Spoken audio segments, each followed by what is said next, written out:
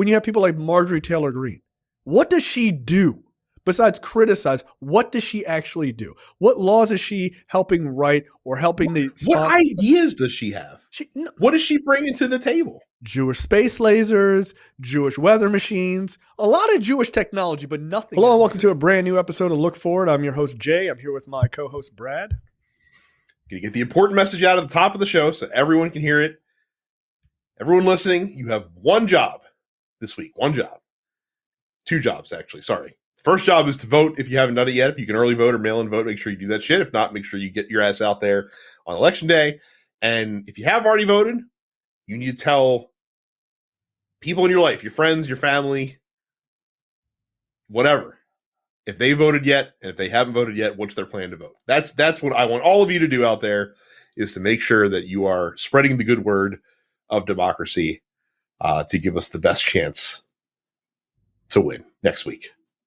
Yes, look, I agree. I think at this point we're over a quarter of the normal voting populace. So the average voting populace has already done early voting, which is great. Yeah, look, I agree with Brad's sentiment here. Vote, vote, vote, early and often, as they say. Often as legally prohibited. So, look, I think it's a big deal. We are 1 week out, right? This 1 week out? Just about.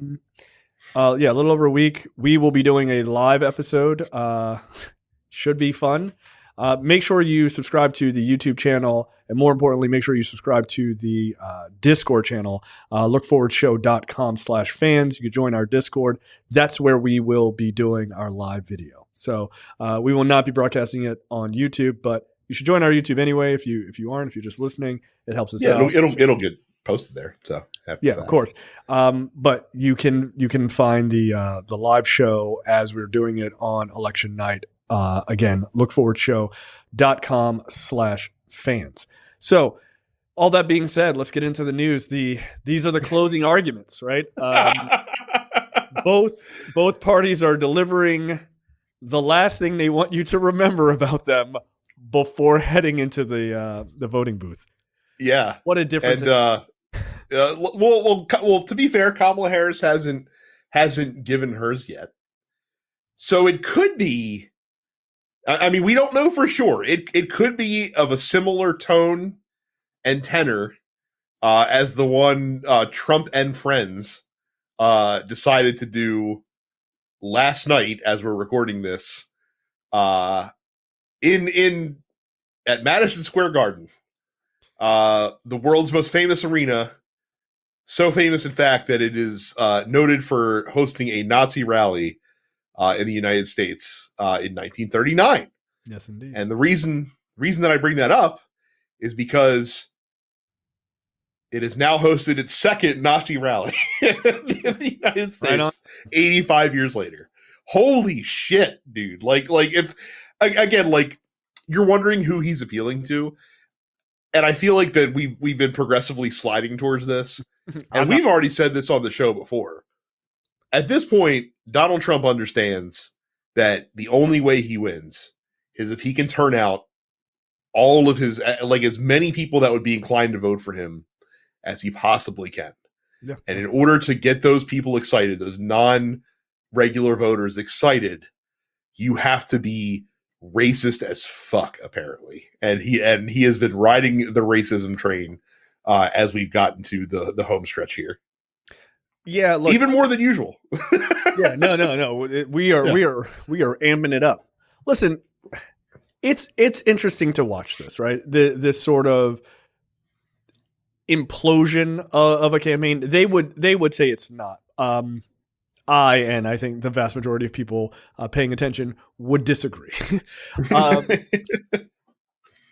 But this is, again, like I said this last week, and I said it the week before. Paying attention to polling is far less important than paying attention to what the campaigns are doing, right? That gives you a much clearer, like, bright-eyed version of what they think internally is happening. And everyone's like, well, look, they had this big rally at Madison Square Garden. They're in the heart of the beast. They're in New York City. But you're not going to win New York. Like, Did you? By the way, did you hear his reason for doing this rally? Aside, I mean, it's not real. Like the reason he did the rally is because he wanted to be able to say that he sold out Madison Square Garden, like as a native New Yorker. That's a pretty big fucking deal to him. Like this was a vanity rally. Like there, like in no sane world, right? In no sane world should he be campaigning in a state that he is certainly going to lose. But the stated reason for doing the rally was to help the down ballot races around New York City that are purple districts, and like the House races that are in purple districts where they have frontline Republicans defending seats. Yeah, you're gonna lose all of those seats. Okay, like the vast majority of them. Well, especially now. Holy 100%. Like, right? and by the way, I will note for the record, none of those politicians running in those races spoke or even appeared at this event last night because they knew that doing so would be fucking political suicide because he is kryptonite to them. Yeah. Trying to win purple seats. Right. Now, I know somebody on the outside looking in would say, okay, well, all right, you guys are saying he doesn't have a chance of helping anybody in New York. And like that is objectively correct. But Kamala Harris just had this big rally with Beyonce, or as Donald Trump said, Beyonce. He puts this like weird fucking extra oomph on it. In Texas. Well, Democrats are going to win Texas. Yeah, they're probably not going to win Texas. That's, I would say, 99%. It's at least competitive. Like right. It's going to be a race that probably ends up, he wins close to the margin of error. Right. Yeah. He's look. Let's drop some facts here. Trump only won Texas last time at 4%, right? Like that is very much on the edge of the vast majority of polling's margin of error, which is normally like plus or minus 3, right? Mm-hmm. So that's very much on the cusp. By the way, I think he beat Hillary in 2016 in Texas by 8, and then Biden by 4. That's a pattern, right? Like it is a pattern worth exploring if I'm a Democrat. So that all being said, it's not even about flipping Texas. Would that be amazing? You'll never hear the end of it from me and Brad if that happens. I'll be out there like doing the the fucking Texas song, whatever the one they do the clapping and shit. Deep from the heart, deep from the heart of Texas. Yeah, 100%. Like a fucking big old fucking Texas cowboy hat. Like, don't fuck around. Like, I'll put the fucking steer horns on my Volvo truck, which is weird. I'll do the whole thing. But all of that being said, it's not even about flipping Texas, which again isn't an impossible situation. It's about Colin Allred, who is running what is undeniably a 50-50 race against Ted Cruz. That's a Senate seat. Like John Tester he might eke it out if it's just like a night, if he just happens to be on the crest of that blue wave coming across the country, right? He might get lucky. But to knock out Ted Cruz is oh shit, nobody is banking on this, and no one was banking on this race being as close as it is, right? That's the reason she's going there. She is going there to help a down ballot race. A big one, right? Like he's not just some like little house race. He's a big fucking Senate. And Ted Cruz is a big target, man. You knock Ted Cruz out of the Senate. Like I think the Republicans are like, damn it, we lost a seat. Yes. I think they'd be much more upset about the seat being lost than the person they'd be losing. So.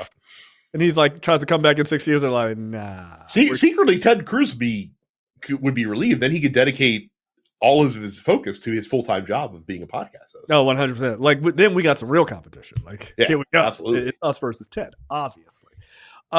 So no, I think the rally in New York, like you said, was a vanity project. That does not surprise me at all. I hadn't heard anybody categorize it like that, but that makes all the sense in the world to me. But I also think it's like this weird thing to tell Republicans, like, hey, we're running the numbers up, right? Like we're so sure we're winning, and again, But I think they have to do that because they do. How else are you going to be able to explain when he loses? Oh well, surely like it must be it must have been foul play and nefarious means that caused this. Like that's the only reason, like, why he's out there in True Social be like, it's crazy how much I'm winning right now, like with all the polling and stuff like that, because that you have to seed the groundwork for your cause that your crusade that you're going to go on after the results are posted if you lose. Right. So all that being said, watch what they do versus what they're saying, right? Like that's the tell. The tell is their actions. All of this, we're winning. All these fucking bullshit polls, all of that is, to your point, to gin up an easy, hey, they stole this from us. Look at all the shit we were winning just a week ago. I'm going to tell you right now, over the next week before the election, watch all the mainstream media narratives start to shift, right? It's all getting ready to start shifting because now they're also seeing, I'm seeing pollsters online are like, well, it looks like Harris is actually up in a lot of, like, it's no longer the 50-50 conversation, because they are well aware. They are well aware that a lot of these polls that have been dumped into these aggregates have been fucking the polls up, right? They're aware of it. But they don't want to say it too loudly because they're also in the business of getting people to watch and click on their news stories, right? You have to. If everyone thought it was going to be a fucking blowout, people turn off. But if you think, your side's going to lose, that sort of thing. It's the horse race, right? You're going to see in the next week, all of a sudden, there's just going to be this shift of all the, like, well, let's get rid of the Trafalgar and the Rasmussen and all these other bullshit polls. Let's look at the ones that we know are legitimate and these people are actually doing the real job of polling. All of those numbers are going to start to shift. And right before the election, you're going to start to go, well, it might actually be a blue wave, it turns out. And because they don't want you going into November 5th and 6th and whatever day it gets called and being 1,000,000% wrong that this was 50-50 and it turns out it was a fucking blowout. Because they got embarrassed. A lot of people remember 2016 thinking Clinton was going to win, and it turned out she didn't. But they got embarrassed 4 years before that. Because if you remember, they said it was a 50-50 race, and some people were reporting that Romney was definitely going to win 2012. Yeah, and Obama beat the shit out of him. He lost by 100 electoral college votes. It wasn't fucking close. It was so bad. I heard a story this past week that Romney had literally, they were in such belief that they were going to win because of the polling that they had rented out a hotel, like one of these hotels or whatever, that they were doing the big, like every politician, right? Oh, we won. Everything is great, blah, blah, blah. They bought fireworks. Like, they bought all of this shit. And then he lost, and Trump apparently was there and just left early. And they're like, where are you going? He was like, I don't want to be around here with this loser. Like, get the fuck out. So don't buy into the polling until you get right up until the election. Then you can start to pay attention to it. But the point here is pay attention to what the campaigns are doing. The Madison Square Garden thing is we need to get everybody fucking hyped up because our numbers aren't looking like they're as hyped up as we need them to be. Kamala Harris is like, yeah, we're getting people hyped up, but I'm getting people hyped up in a very specific spot to take a fucking Senate seat. There is a difference in those two agendas. Well, she also understands that it's going to be impossible to do the things that she wants to do without having the control of the Senate and the House as well. And the Senate's going to be a tight needle to thread this year, 100%. Unfortunately. And again, that's my biggest concern. Like I still have concerns about the presidential election because after 2016, I will never believe until the results are announced. But I am legitimately concerned about the Democrats' ability to hang on to the Senate because, again, like, they already have literally the most razor thin margin you could have currently, and they have some tough seats to defend this year. So that means if you're going to lose some of those defending seats, you're going to have to pick up some other ones in some other areas. So that's the tricky part there. So we'll see what happens with that. I will say that if you are trying to, be inclusive and help out the purple district representatives around New York City, perhaps alienating the United States' largest colony or largest territory and the many voters who live in New York from that territory, not a great strategic maneuver on their behalf. Much like JD Vance, I don't know what you're talking about. I haven't seen the clip. I don't have the context. Did something happen, Brad? Did something happen? Are we insulting, I don't know, a lot of people for no fucking reason? The entire island of Puerto Rico for some reason. And black people, by the way. Don't forget the watermelon carving fucking comment from Kill Tony comedian Tony Hinchcliffe. Is there a bigger you shouldn't have done that moment than this one? Well, I mean, considering the reaction from the campaign running away from it as fast as they possibly could, I think even they understand that, oh shit, this was a bad idea to have this guy come out on stage and warm up the crowd, because he was literally the first speaker that they had at the event. One, I never thought this guy was funny. Like, I didn't. And that's not some like, oh, he said something I find offensive or whatever, so I don't like comedy. I didn't even know who this guy was. This is literally my first impression of Tony Hinchcliffe. Needless to say, not a favorable one. Yeah. No. Look, I'm a huge fan of stand-up comedy. My all-time favorite stand-up comics are all offensive comics. So I'm not like, I only like Paula Poundstone. I'm not Micah, right? Like, that's his favorite comedian. That's true. He loves Paula Poundstone. But so I'm a Tom Segura, Bill Burr, Chris Rock type of guy, right? So like, I'm not offended easily by comedy at all. Tony Hinchcliffe is not funny. Like, I just don't find him particularly funny. I've seen clips from the Kill Tony show or whatever. Mm-hmm. What he's good at is bringing on actual funny comedians to roast like starting like amateur comedians, right? Like, that's what he's good at. Like, he's good at being friends with people with way more talent than him, which I guess is a talent. Bringing him on and telling jokes is fine. I don't have a problem with that. Bringing him on and telling even some sort of racy jokes is also fine. Approving the jokes, seeing them, and then loading them into the teleprompter, and then pretending like you didn't know what he was going to say, and then trying to throw the guy under the fucking bus when it goes left. That's not cool. Well, and here's the problem. Like, and here's what the MAGA world is missing about why people thought that this was so gross. It's one thing if Tony Hinchcliffe were to get on stage and make jokes about like the left as like a fucking monolith or something like that, or even like find some things to poke fun at Donald Trump at in that set, because you're punching up.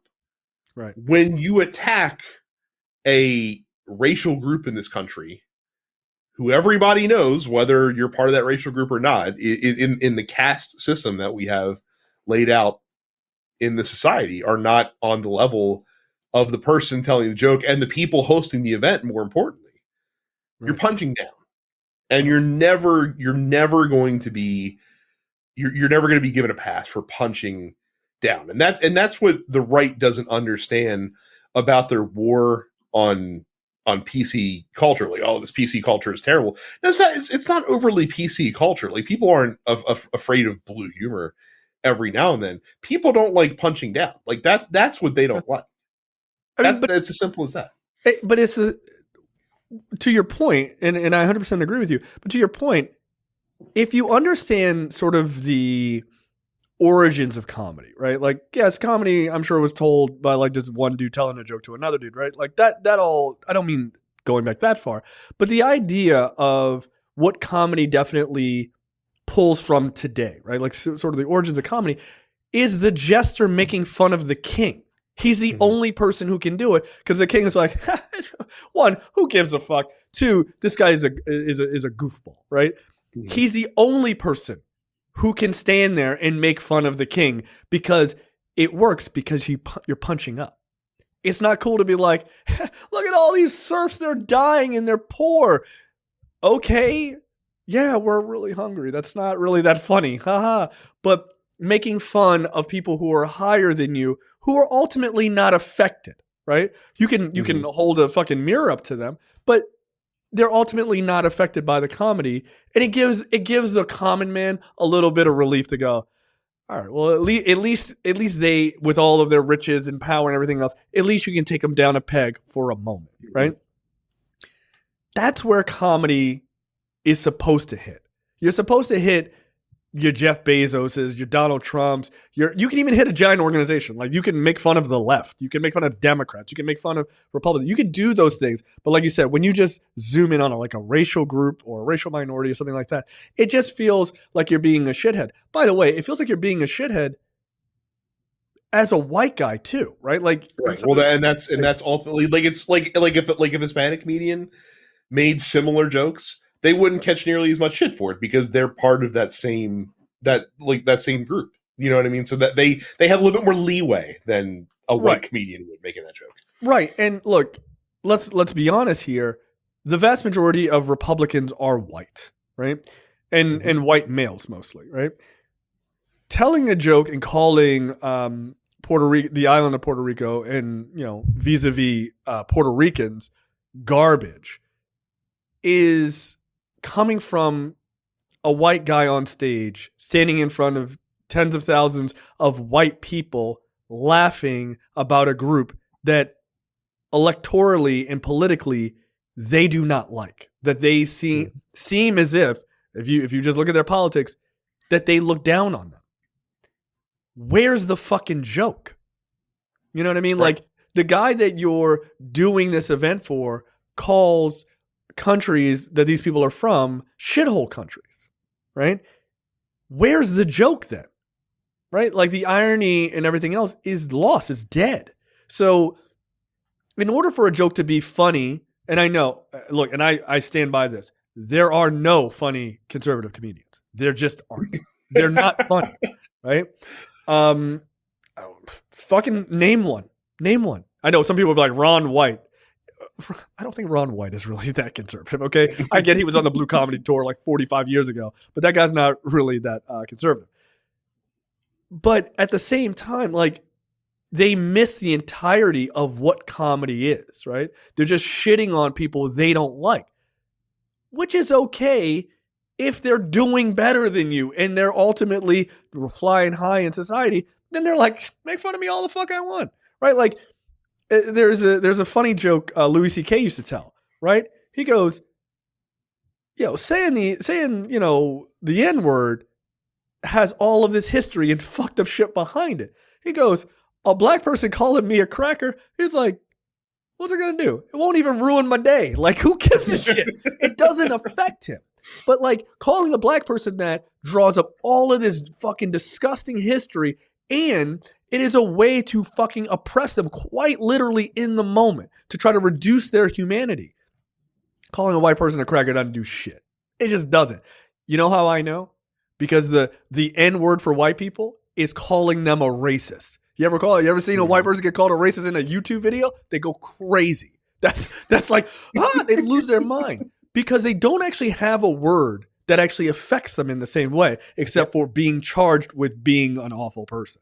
And that's also you know how you know that cracker like isn't a term that's going to hit somebody because we don't call it the C word. Like, you can just say cracker. Right. I'm not going to say the N word. Sorry. Right. Not on any fucking not any fucking space. Right.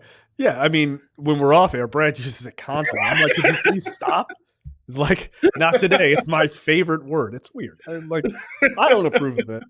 But it is what it is. And I think even though Trump wasn't the one making the remarks, and he had plenty of shitty remarks to make later on in the fucking event. Don't get me wrong. Yeah. The fact that it's also being held at an event at a guy who was famously unwilling to be self-deprecating, who, again, as we talked about on the show before, literally we've never seen him laugh ever. Literally fucking ever. Like, that's weird. Like, that we haven't seen a dude that's been in the public eye as much as he has laugh. Like, we've seen him smirk and smile and stuff like that, but no, I literally don't know what a Donald Trump laugh sounds or looks like. It's really weird. It's like in early 2016, no one knew what Jared Kushner sounded like for like months on end. You're like, what the fuck does that guy sound like? And then you found out, you're like, oh God, please never speak again. Yeah, but you don't have a Trump laugh. It's really fucking weird. Yeah. Like, very strange. And I think he internally knows that it's fucking weird.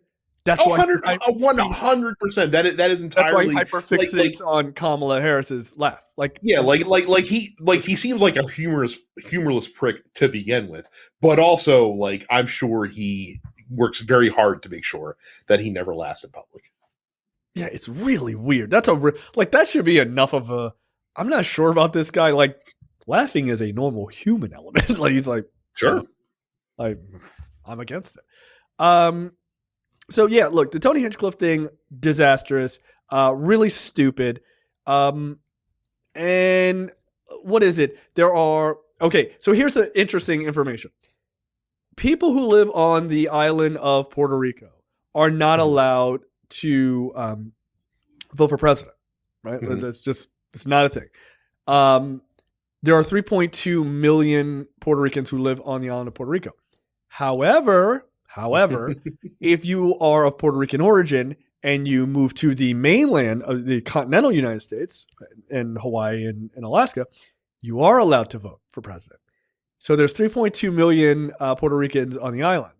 There are 5.8 million Puerto Ricans inside the United States. Best of luck, idiots.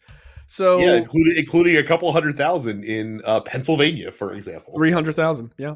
Yeah. There are a shit ton of Puerto Ricans, obviously, in New York. There's a shit ton of Puerto Ricans in Florida. Maybe not a place you really want to fuck yourself over here, right? But again, thinking that you get to just talk about people any sort of way without any level of backlash. Look, you have freedom of speech. You are not free of consequences. So, well, not only that's true unless you're Marjorie Taylor Greene, who thinks the First Amendment means not only can I have any shitty opinion that I want to, but no one's allowed to call me out about it. She literally said that like in an interview while she was at this event last night. She's like, yeah, like we need to get back to freedom of speech where, I'm allowed to have the opinions I want and I don't get and people don't, yell at you for it. Like, Isn't it amazing Isn't it amazing you could be in Congress and not know the First Amendment? Like, you just don't know it. It literally is amazing that, yes. Yo, their party's fucking line of what is acceptable as a politician to represent them is so fucking low. And not even just politicians, even, dorks who are conservatives, just in the general public, the bar is so fucking low of just being like, I have an opinion. You're like, why? Are you sure you should have one? I'm not so sure. How dare you call me out for my shitty opinion? You're violating the First Amendment. Like am I the government? Like, what the fuck? I listened to sort of a mini little debate today on like TikTok, and this one guy was like, a conservative, he was like, the Democrats are fascists, and the liberal guy was like, okay, what's a fascist? Define the 14 tenets of fascism. Or just tell me what fascism is. And he was like, fascism is when you believe that you're better than somebody else. That's what fascism is. And he was like, no, my guy, like that's not what it is. And then of course the liberal guy's like, see, it's a form of government. And here, let me read down the list. And the guy was like, well, you're a fascist. He was like, I know you are, but what am I? Like, what are we talking about? This is ridiculous. But the bar is set incredibly low for them. So just quickly on the Tony Hinchcliffe thing, this is a really interesting little kind of nugget about this. So the Bulwark, which is a conservative site, but I feel like they're conservative, but not. They are run by fucking anti-MAGA Republicans, basically. They're like real conservatives. They do not fuck with him. No, they don't. But they're real conservatives, I would argue, right? Yeah. And again, we can disagree on like policies and shit like that, but they actually believe in democracy, like weird shit like that.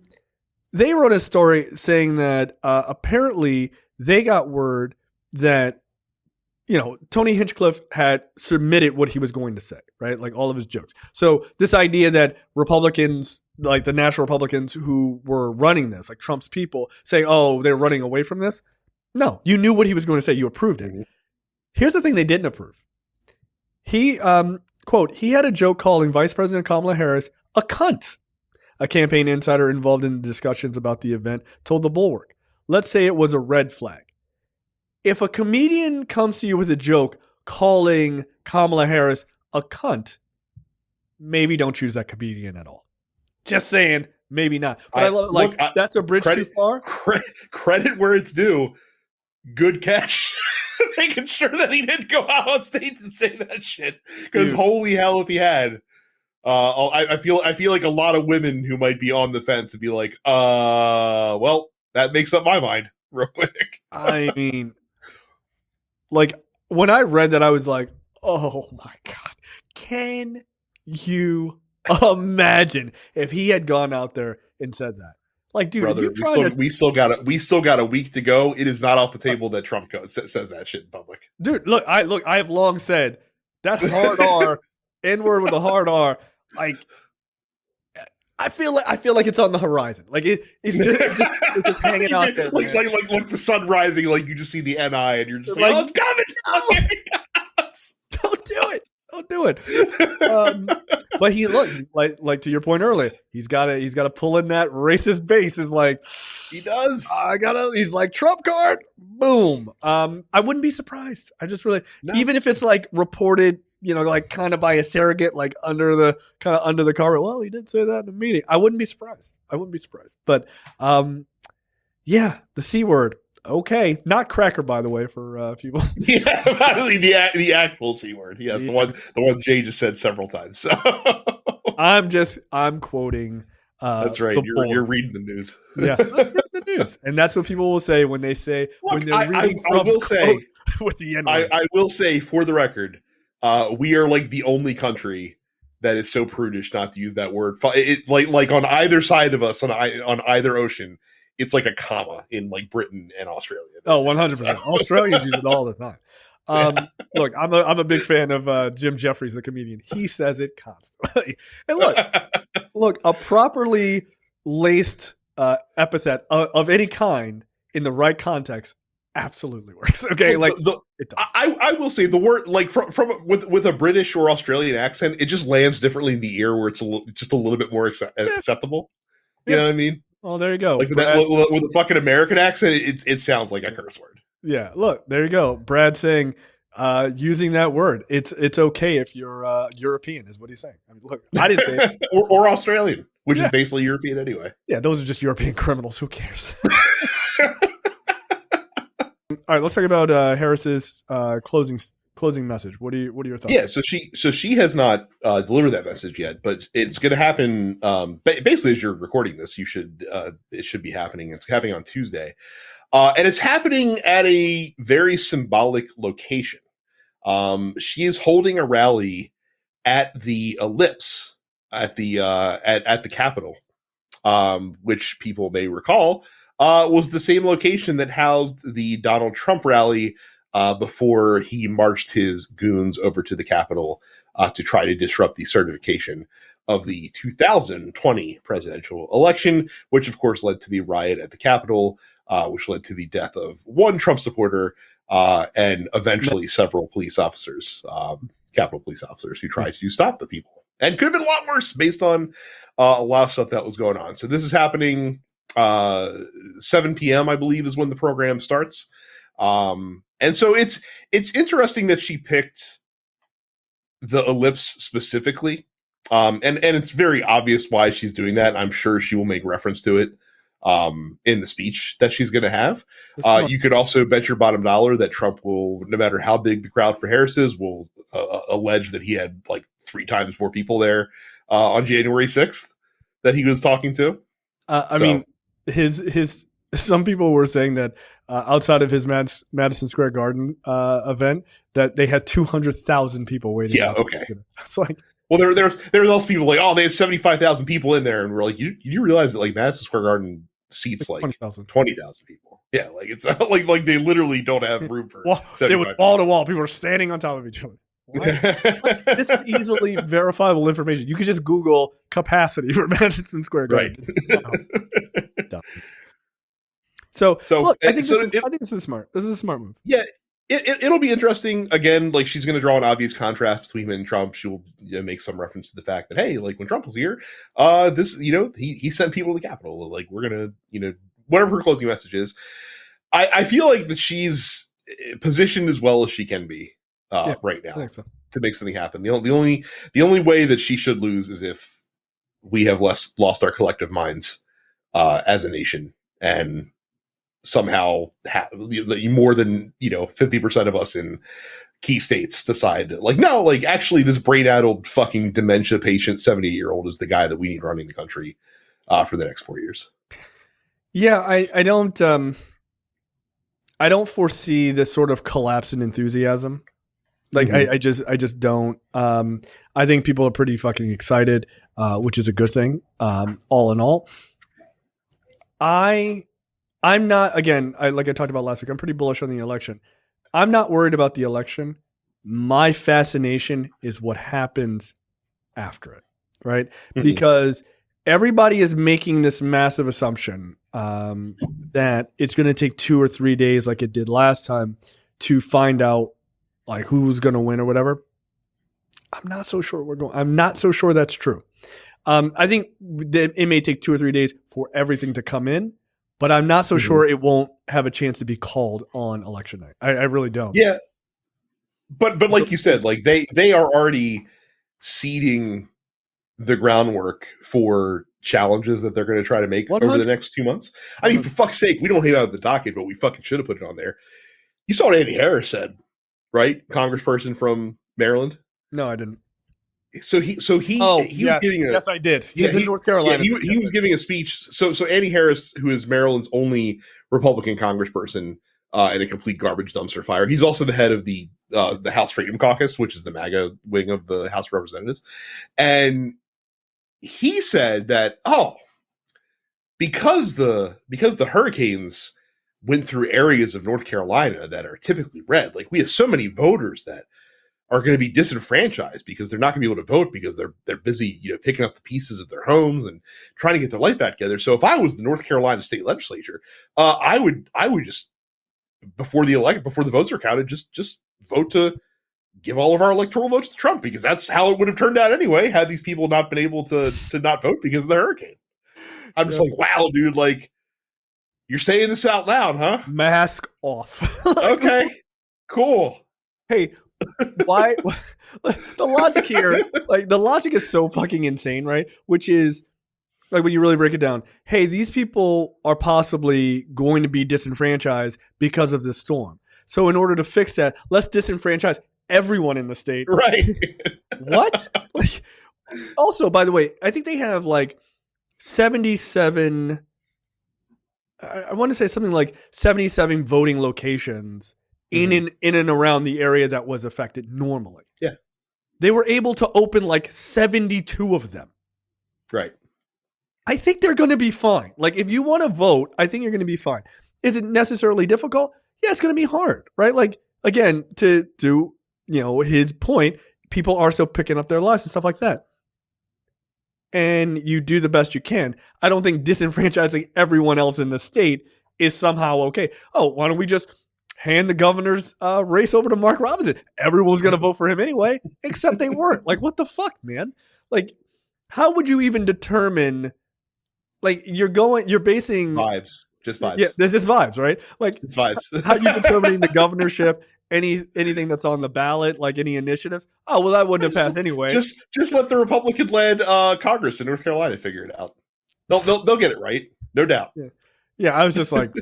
I saw that story. Like, what the? Shut up. Again, North Carolina, the state's so gerrymandered and I've said this quote before because it continues to be insane to me.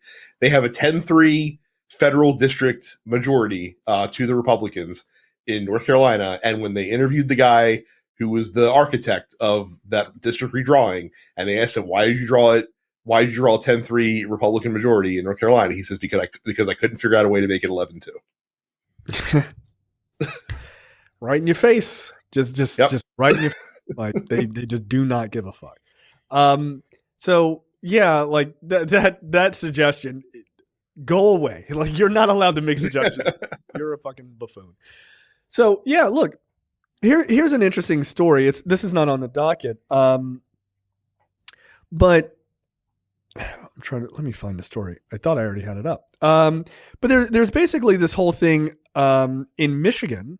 They tried to do a bunch of sort of voting shenanigans they're trying to pull off, and Republicans have been kind of rebuffed by judges like a number of times. Michigan, they filed a complaint that there were so many new people being added to the voter rolls, so many new voters signing up that, quote, it seems like they're fake. Like, what? Like, the judge was like, that's not a thing. Like, you can't just be like, well, it seems fake. Like, do you have evidence? And they're like, evidence? Come on, guys. No, of course we don't have any evidence. We have concepts of evidence. Yeah, like, Your Honor, we're going on vibes. I believe that is the actual definition. So yeah, and that's the thing that I would point out to a conservative. Like, why do you have all these people? Like, why are you trying to do all this shit in advance of the election if you're confident that you're going to win? Like if you're going to win, what's the fucking problem? What's the big deal? Yeah.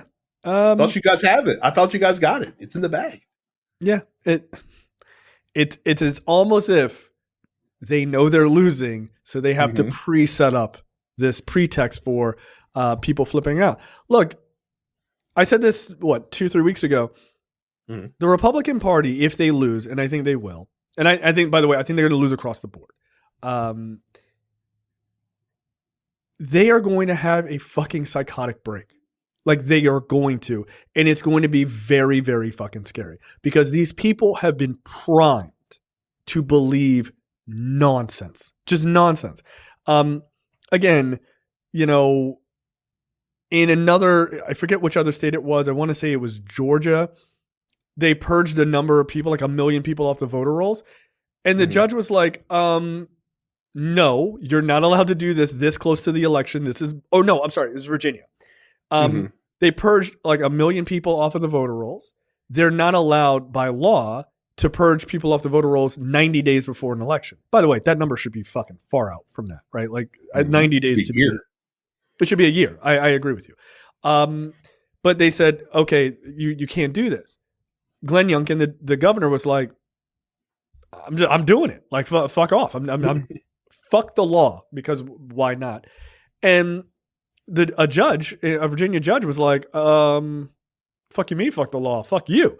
So they had purged these people off the voter rolls, right? So what the judge told him is, not only do you have to put them back on the voter rolls, you have to then contact everyone you took off of the voter roll to let them know that they're back on and that they can cast their vote. So not enough for you to put them back on so people who checked and said, oh, well, fuck it, I can't vote. No, you have to contact each one of those fucking people and let them know. And you better not fucking try this shit again.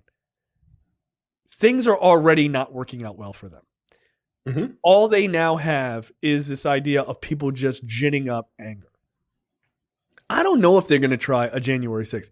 Got to imagine Joe Biden's going to have the National Guard there. Oh, I think that maybe not as organized as the last one was, considering the repercussions that befell a lot of the leaders of that particular day.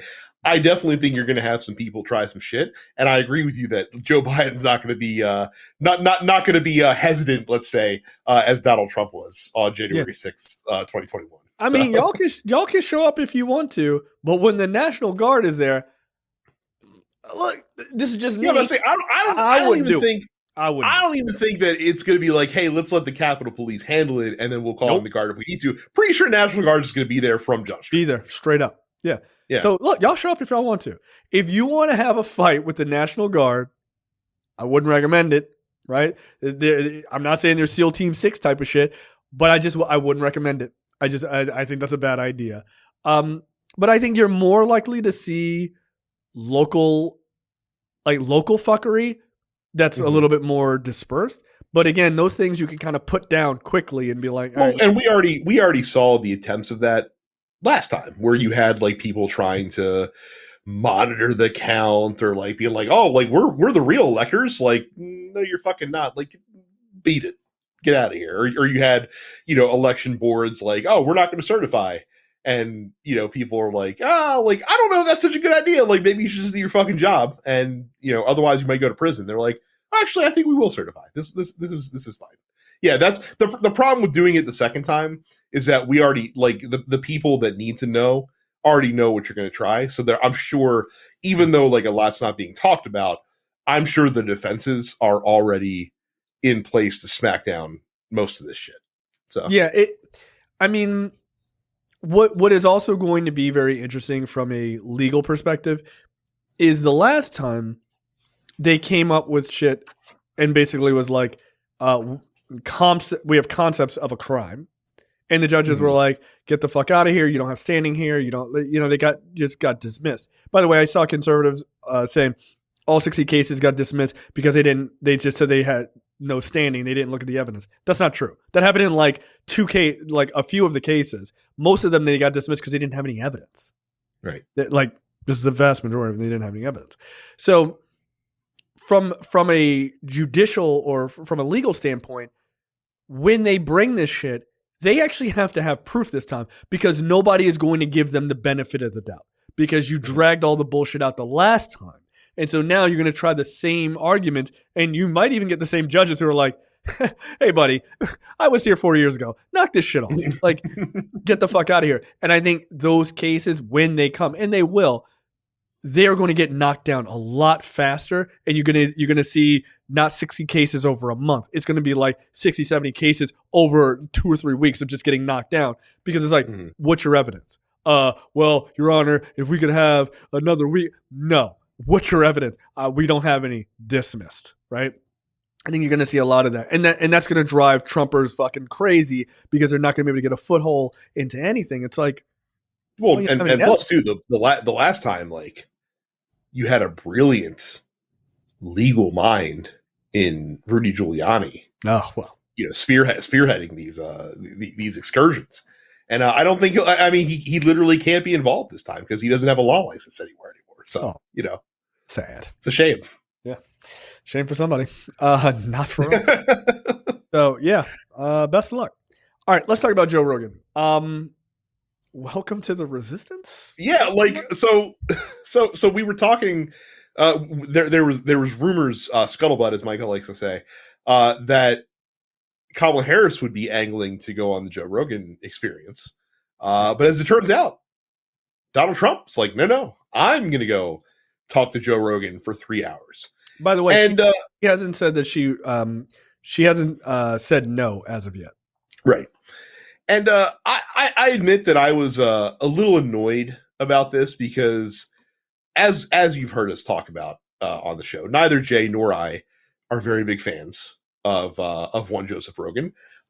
He is, as I've said before, a stupid person's idea of a smart person, because he invites and entertains many different lines of thinking, but doesn't bother to analyze any of them critically. Like, he's one of these people who kind of just like takes you at your word and believes the last thing that you told him, and thinks it's like, oh, I'm embiggening my worldview by listening to this line of alternate thought, when in reality, like, it's a fucking snake oil salesman that's trying to sell you a bunch of bullshit, and Joe Rogan buys into this stuff. So my concern was, I thought that Trump would get to fucking bloviate the way that Trump likes to do in these situations, and then he would go pretty much unchallenged by Joe Rogan throughout the interview. And yet,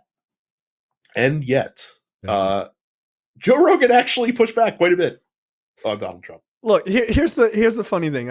I will not dedicate 3 hours of my human battery, as Trump would say, to this interview. But I did see a number of clips of it, right? And here's the thing about Joe Rogan's interview style. It's not good. Okay, like you said, he doesn't necessarily analyze anything. But because Joe Rogan is kind of a jester, he can just say certain things. He's free to say certain things that the rest of the media is not capable or feels that they're not capable of doing, right? And Trump won't push back as hard because, one, Trump wants that endorsement. And because Joe Rogan isn't real like news media, it would just seem like you'd seem kind of a punk bitch if you were just like, no, Joe, you're lying. You know what I mean? Like it wouldn't work, right? That being said, Rogan was able to go, hey, let me look at your ear, right? Like you would never hear a fucking news person say that. It's like, oh, you don't have much of a scar there. And he's like, yeah, it's right. I took a bullet for America. It's right there. He's like, I don't really see much, right? Like he can just say that because he's kind of free to say that. Look, Rogan, to his credit, and I think, look, this is a huge interview for him, but to his credit, he was like, listen, are you ever going to present any evidence from saying that 2020 was stolen? About the election fraud 2020. Yeah. Yeah. Where's the evidence? Are you ever going to present? Well, I'm going to Joe and blah, blah, blah.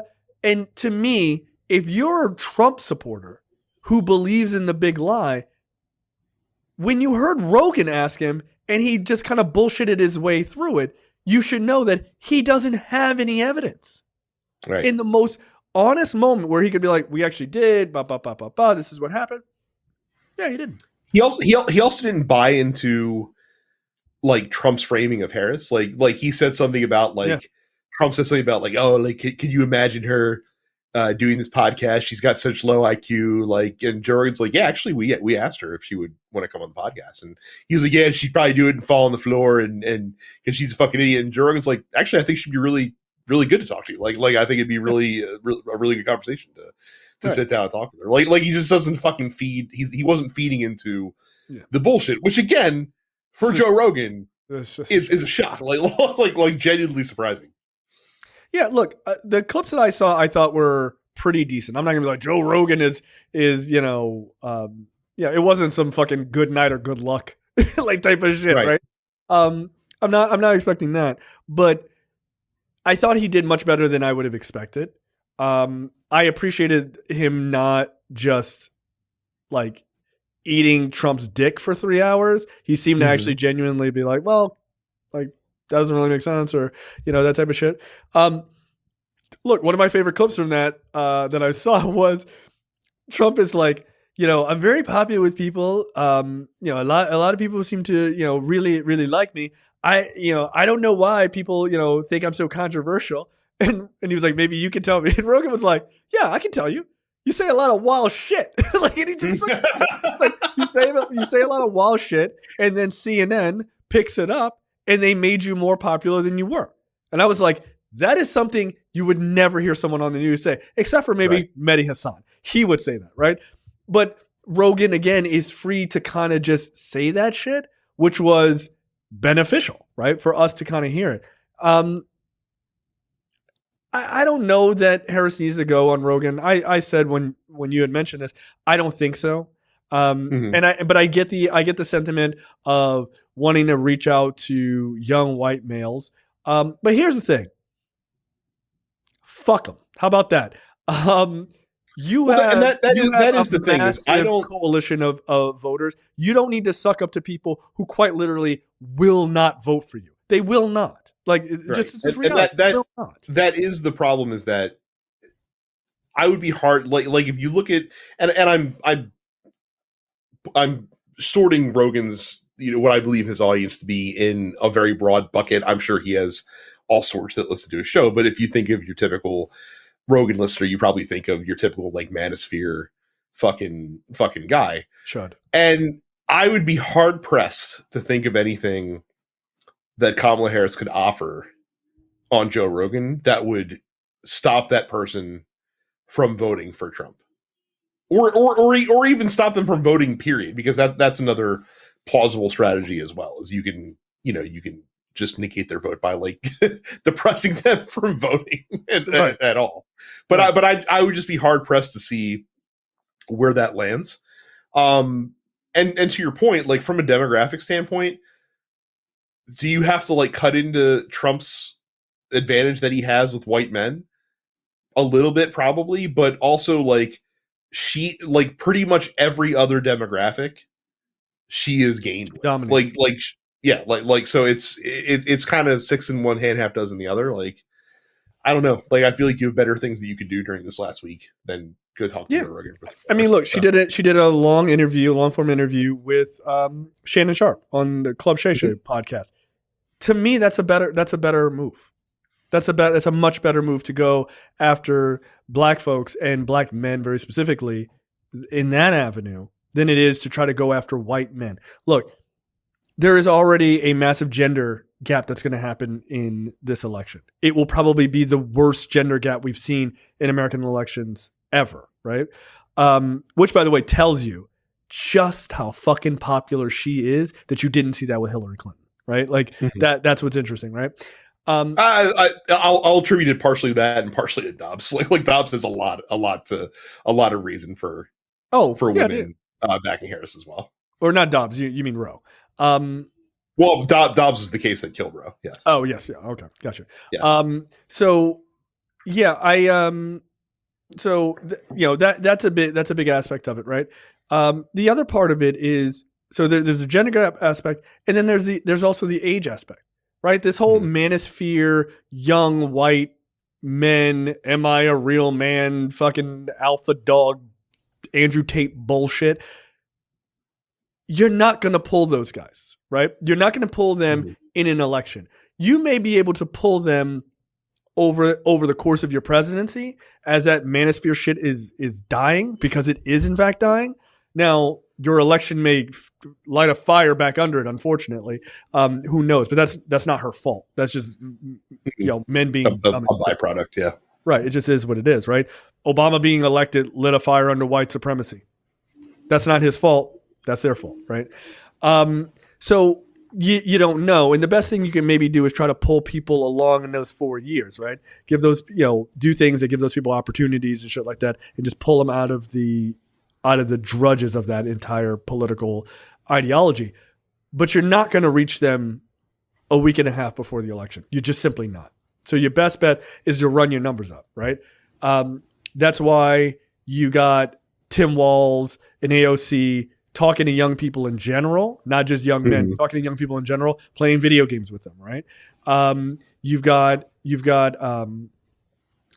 Harris speaking directly to women by doing this rally with Beyonce. They are not fucking stupid. Like, they know exactly what they're doing. So run your numbers up in those groups, because those are your biggest, and just we'll worry about them once we get in to pull them over in 4 years. But I think it's a smarter move to do the Club Shay Shay thing. I think it's much smarter to do the Beyonce rally and stuff like that. That's far more into the wheelhouse that she needs to be in, and it seems to be working. No. But again, to kind of tie a bow on it, to put it simply, I don't think the Rogan interview did Trump any favors. I think at best it was a net neutral for him. Yeah, I mean he was practically begging Joe Rogan to endorse him, and he didn't. Right? He was like, okay, it's like, come on, Joe, yeah, you look like a Trump guy. I'm like, he definitely does. You're right. Look, I got your guy RFK. He's in my corner. Like, you got to endorse me, Joe. Come on. Just like, nah, I don't want to on air. Get out of here. So yeah, we'll see. We shall see. I don't know how that will turn out. Let's take a quick break, and then we're going to talk about a mentally ill person who is just saying the quiet part out loud of his dark fucking passenger. Holy shit. Tucker Carlson. What the fuck is going on? I was told by Republicans that we should stop calling Republicans weird. And after seeing and hearing this clip that we're about to play for you, the question that I would ask Republicans is, why should I do that? Yeah, bro. Like, y'all got some answering to do. So here you go. Here's Tucker Carlson at a Turning Point Action or Turning Point USA PAC Klan rally. Sure. Has to be a point at which Dad comes home, and he's pissed. Dad is pissed. He's not vengeful. He loves his children. Disobedient as they may be, he loves them because they're his children. They live in his house. But he's very disappointed in their behavior, and he's going to have to let them know. He's going to have to get to your room right now and think about what you did. And when dad gets home, you know what he says? You've been a bad girl. You've been a bad little girl, and you're getting a vigorous spanking right now. And no, it's not gonna hurt me more than it hurts you. No, it's not. I'm not gonna lie. This is gonna hurt you a lot more than it hurts me. And you earned this. You're getting a vigorous spanking because you've been a bad. I don't like any of that. It's so weird. It's so weird. It's so weird. Like it's there's so many things so many questions that I have about this clip. Did he plan to say this, or did he was he forced to ramp it up internally because of the kind of non-response from the crowd when he's like, go to your room? Like, did he think that would be the applause line? Right. And when it didn't happen, he's like, fuck, I gotta dial it up. Like, we gotta take it to the next level. The choice of using the word vigorous to describe the spanking is strange. I don't like it. And then who is whom in this analogy that he is crafting? Like, is Trump the dad? Is Kamala Harris the teenager, or is America the teenager, or what the fuck's going on with all of this? I think America is the kids. Okay. Right? Trump is definitely the dad. Tucker Carlson is the belt. I don't know. It's weird. That's the other thing. He was very I don't if you're not watching on video, he's very into it. He's very into it. Yeah. Very into this whole thing.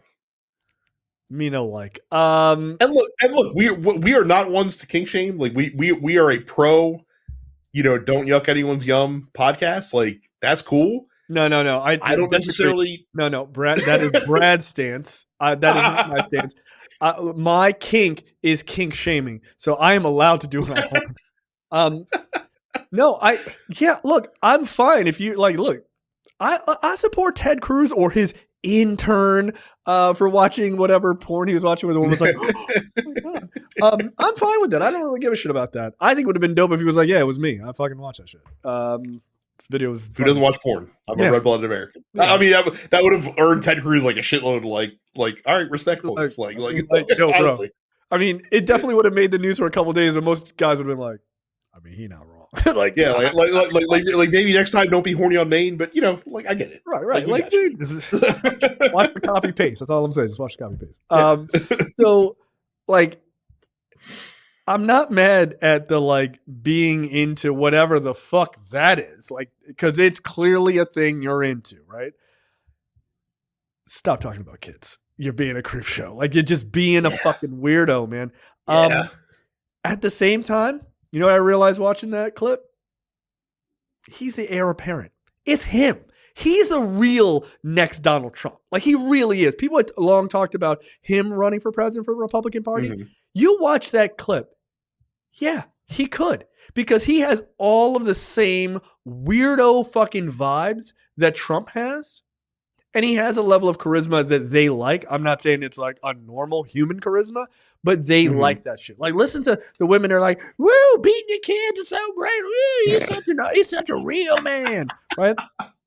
He's a fake tough guy, right? I think so. So I can see them pushing him to run. I 100% can see there was a clip that was posted in the Discord that, and I can't remember who posted it. I'd love to give you credit, but I can't recall who it was, where they played a clip of Van Lathan talking about Trump as kind of Trump is the unique epitome of white privilege at a level that no one else can possibly aspire to. He gets to be anything to anybody regardless of how facts align with that part of the personality that you're projecting onto him. They talk about how he's a fucking Christian who goes out and bangs porn stars and kind of shit like this. So, and I don't know that anyone else has that level of armor that he gets to have. I don't know that Tucker Carlson would.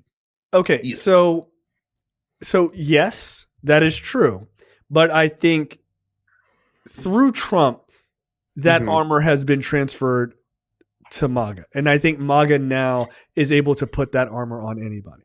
Right? Trump came in and sort of built it up, like politically in like the weirdest of ways, but once he created that cult now can just go, all right, armor's on you, and the armor really is them. Right? Because they will never abandon him. And yes, the media has long said that he's a piece of shit. You know, everybody knows that he's a piece of shit. He lies and all that. But it's because they don't abandon him. That's the armor, right? They are in fact it. So you just need someone to capture them. And that's not impossible. He feels like he could. Vance, I don't think could. Because Vance, like, you do have to have a level of charisma. Like you do. Because they've got to want to hang out and be around you and be enamored by you. Tucker Carlson 15 years ago with the bow tie and all that horseshit, that wouldn't have worked, right? Because it's like, oh, you're like a young Republican. You don't got the fucking juice. He has the juice now, right? He's a perfect setup. He was a big time celebrity, right? Quote unquote. He's a big time celebrity on a big news network. He was super popular on the right. He says outlandish shit. He has the persecution complex. He was fired because he was telling the truth, right? Like he has all the built-in properties for their next horseshit martyr story. And whatever you think of the guy, it's clear that he can get a room riled up. And I could totally see if Trump loses, when he loses, that they could go, we need somebody, and this guy has all of that shit. And guess what? He's fucking unemployed. He don't have shit else to do. I can 100% see it. Trump likes him. Now, him saying dirty shit about Trump behind his back, they ain't gonna believe that shit. Fucking liberals made it up. But I could totally see him being the heir apparent. I don't think it's JD Vance. I think Peter Thiel wants to do. No, I don't think it's JD Vance either. Like JD Vance is the guy that could ride a successful Trump wave. I think maybe to greater heights, but not an unsuccessful one. Yeah. So we'll see. Hope not. I fucking hate that dude. Like Tucker Carlson has a meet like he probably should have been higher in the list before. But since he's really like gotten to let his MAGA freak flag fly over these last 18 months or so, right, has really vaulted into the top 5 of most punchable faces. I think Ted Cruz still probably is the top seed in most punchable face. Tucker Carlson probably is sitting around 2 or 3. I would imagine. I'll give you that. That feels right. That feels right as far as a ranking. Matt Gaetz is probably solid number 2 for face punchability. Which face? His new face, or it's like, or like old school Matt Gaetz? Maybe punching him in the new face could revert it back to the regular face. Look, man, I hope so. I truly do. Let's rearrange that Botox and how it's situated in there. So very fucking weird. All right, so let's move on from there. Trump vows to let anti-vax RFK Jr. go wild on health policy if elected. Of course. Again, this is just kind of like going with what we've been saying over the last couple weeks, where if Trump somehow wins, you will see literally the laziest president you've ever seen in your entire life. Oh, 100%. Yeah. I cannot stress this enough. RFK Jr. is a moron. Okay. I know some people, he's a genius. Not anymore. He's not. If he was, ever. Okay. But right now he is an absolute moron. To allow this guy to have access to healthcare policy in the United States is bananas, right? Like that's super, super crazy. I believe he's one of these, like, we shouldn't use seed oils and like all of these other, like outside of the anti-vax shit, like all of those sort of food things, right? Like the guy, I'm not trying to be a dick about it, but the guy is clearly on like PEDs and stuff like that, performance enhancing drugs. And like, I'm not trusting that guy's health advice, over somebody who actually is commissioned as a real doctor. I'm just not. Like, he's a bro. Like, get the fuck out of here. And again, as we need to remind everybody, quite literally had a brain worm in his brain that doctors found. That was dead. And I believe, I don't know this to be true, but I know it to be true. Definitely died of starvation. No thanks. Like, again, you can say, yeah, I was right. Seed oils are one of the most unhealthy ingredients that we ingest, according to Robert F. Kennedy Jr. Get the fuck out of here. Like, again, he's a bro. Like, he's just a fucking idiot bro. Like, no thank you. Yeah, right. At the same time, Robert F. Kennedy Jr. defends fast food as part of American culture. Seed oil, bad. McDonald's, great. Gee, I wonder who you're. Okay, right? Fantastic. Way to be consistent in your fucking beliefs, you psychopath. I bet there's no seed oils in any McDonald's food. None, except in everything.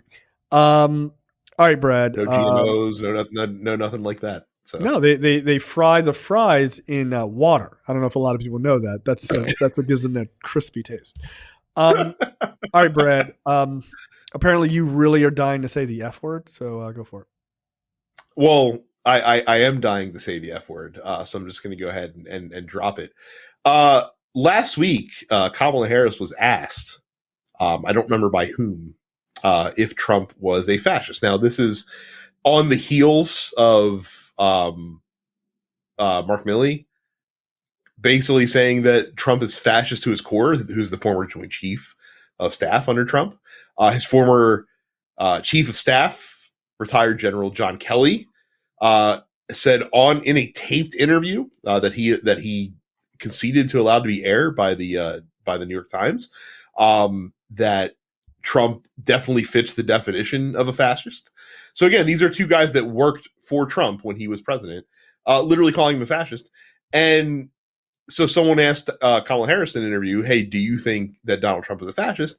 And she said yes, which I feel like is a perfectly reasonable thing to say based on a lot of the things that Trump has advocated for. Again, we throw terms around very very haphazardly in today's day and age. A lot of hyperbole thrown out there, especially in politics. But the dude literally said, "Hey, I want to be a dictator on day one, so I can do this, that, or the other thing." Like, that's pretty much, case closed. Essentially, I don't even understand what the argument is. Like, yeah, I got into a thing with a guy online the other day who said that he only wants to be a dictator on day one so that he can fix all the things that Biden broke. I was like, if you think that he is going to give up dictatorial powers and just go back to listening to Congress on day two, you need to get your head examined. I'm about to say, clearly, you've never read a history book, because famously, dude, leaders, who are you? Are you me? Are you me? I was like, look into history. When has this ever happened? Mussolini famously. Give me emergency powers. I swear I only need them for a little while. All right, cool. Are you done with the emergency powers now? I think not. I think I will go ahead and continue being a dictator. Again, if you don't want to look at history, look at a little fucking piece of pop media called the Skywalker saga in Star Wars. Like the Emperor's like, trust me, just need to be a dictator for a little while, and then like, all right, cool, we definitely got to win this war against the Trade Federation, and then he's like, actually, just kidding, I'm the Emperor now. I will rule with an iron fist. Dissolve the Senate. We don't need you anymore. So this is how democracy dies. Is this how democracy dies? Yes, with a thunderous applause. It is. Quite literally, one of the like that line seems ham-fisted, but it's actually one of the more astute lines, probably. Yeah, it's pretty prescient. In that trilogy. So it was the one time George Lucas he was like, I fucking nailed that shit, son. I wrote that. So rest of my writing is gone. So this happens, and the pearl clutching happened immediately. Most notably from Republican congressional leaders Mike Johnson, who's the Speaker of the House, of course, and Mitch McConnell. Who said that basically it's dangerous rhetoric that she is unveiling onto Donald Trump. And of course, this is fucking bullshit. naturally. Like I don't know what the fuck these assholes are talking about. Clearly, he has fascistic tendencies. For fuck's sake, Mitch McConnell like drugged this dude through the dirt in a book that he recently released. He drugged Donald Trump through the dirt. And when they asked Mitch McConnell, like, "Hey, do you stand by this comments?" He's like, "Yeah, I do. Like, yeah, like everything I said there. Like, I pretty much stand by it, even though I would like Donald Trump to become the president again for some reason." So, the best reaction from this happened from CNN's Jake Tapper. That's so good. Who said that? So he was reacting to McConnell and Johnson's condemning of the rhetoric, and he said, "Well, let's see what she said during this town hall." And it was a town hall on CNN, and so he tells the controller to run a clip, and the clip that they run is a clip of Donald Trump calling Kamala Harris a fascist, a communist Marxist fascist. Yeah. Like, yes, bro, pick one. All of yeah, them. like yeah, those are three kind of different things. And Jake Tapper, like, of course, cuts back to that. He's like, all right, that was the clip of Donald Trump calling Kamala Harris a fascist. He's like, let's make sure we roll the correct clip. And then like they roll another clip, and it was another clip of Donald Trump calling Kamala Harris a fucking fascist. And then like that bit went on for a couple more clips where he's like, no, he's like, get it together, control room. He's like, what are you guys doing? Like play the clip of Kamala Harris on CNN calling Trump a fascist, and then they cut to some like other clip of them talking about like John Kelly calling Donald Trump a fascist. He's like, no, that's not the clip. Like it was a very effective way to. I really like that. Yeah. What was hilarious though is like when they do finally get to the Kamala Harris one, it's like, do you think Donald Trump's a fascist? Yes. Like that's it. She didn't she didn't technically even say it. She was just like, yes, I do think he is. I think, in all honesty, the media is sick of this guy. I do. I know that the big dogs we'll talk about them, who own a lot of these media companies, they like the money, right? So they're willing to like put up with all his bullshit because they like money and they know that putting Trump on is going to get views.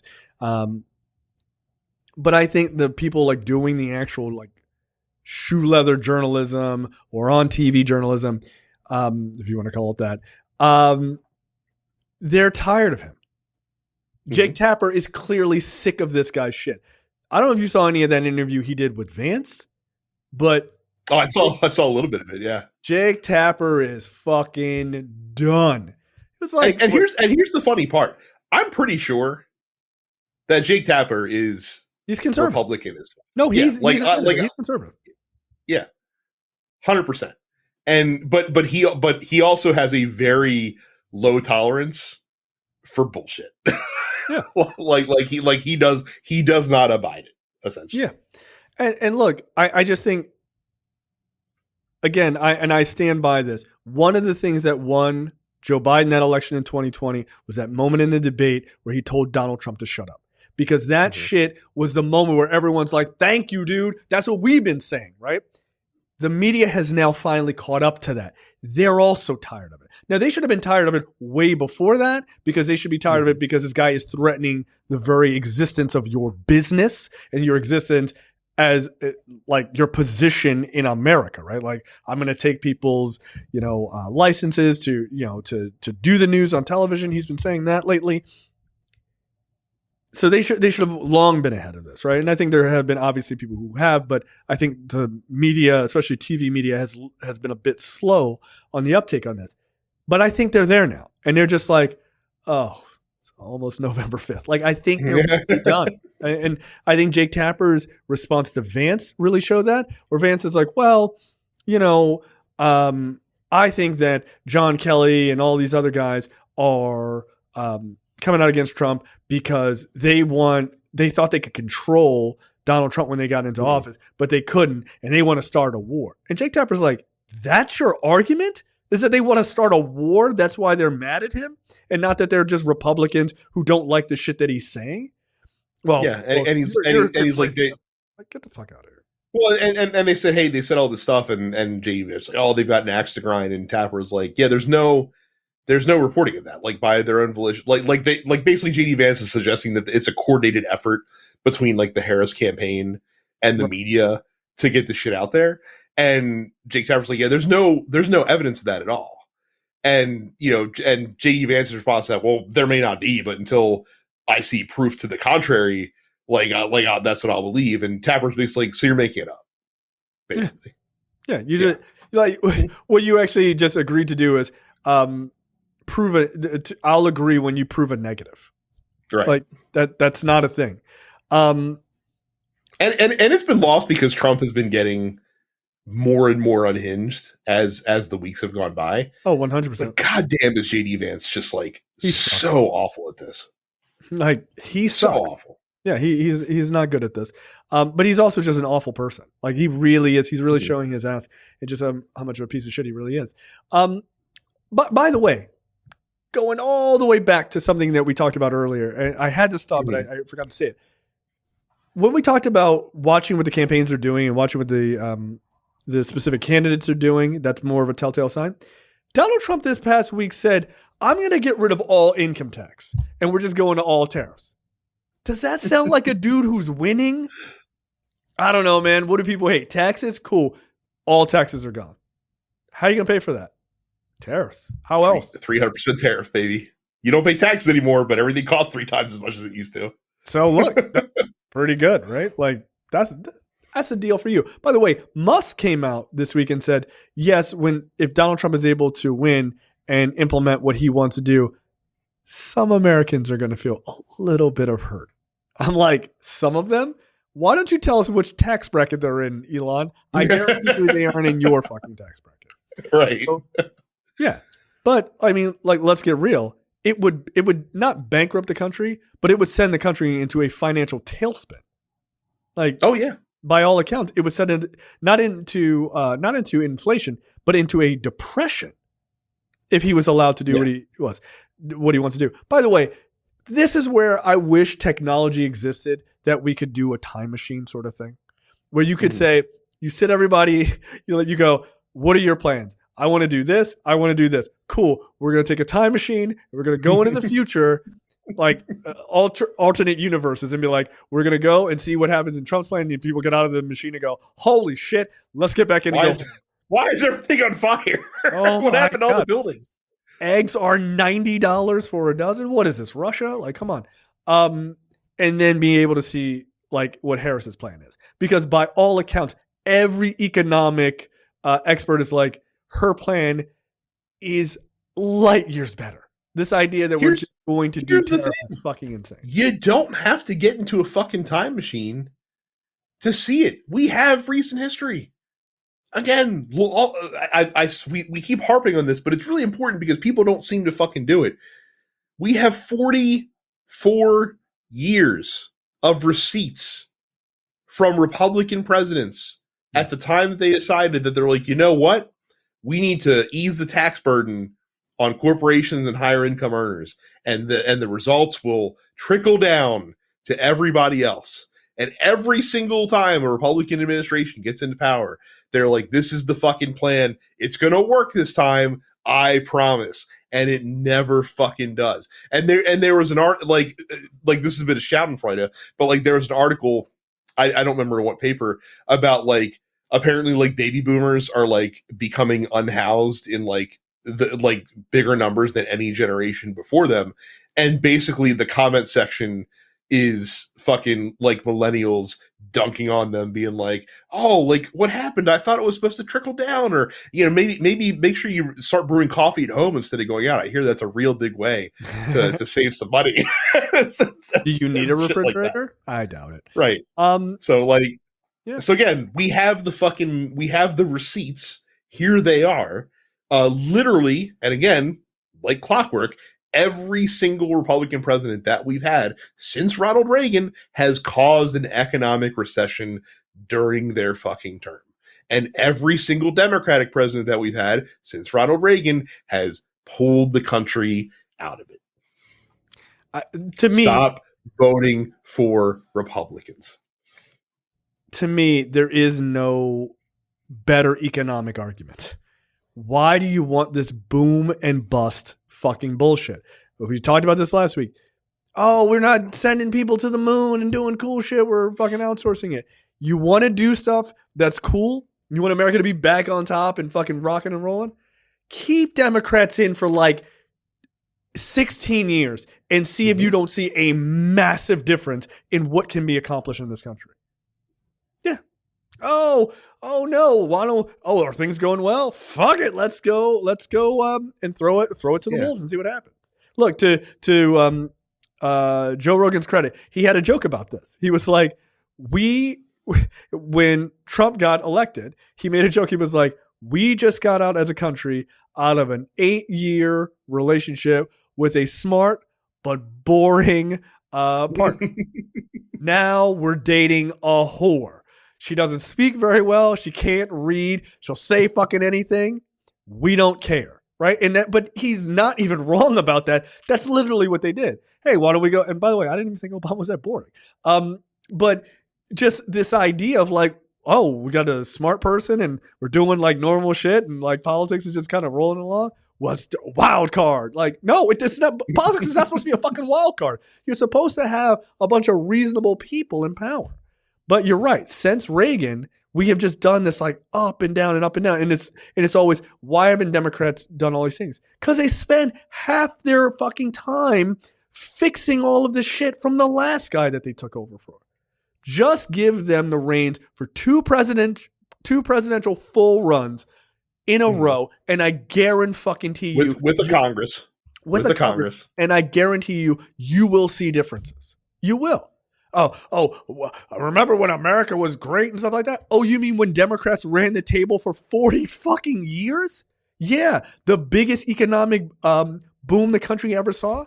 Yeah, because they were in the business of fucking doing shit and not just tearing shit up and being bomb throwers. How the fuck are you supposed to progress when you have people like Marjorie Taylor Greene?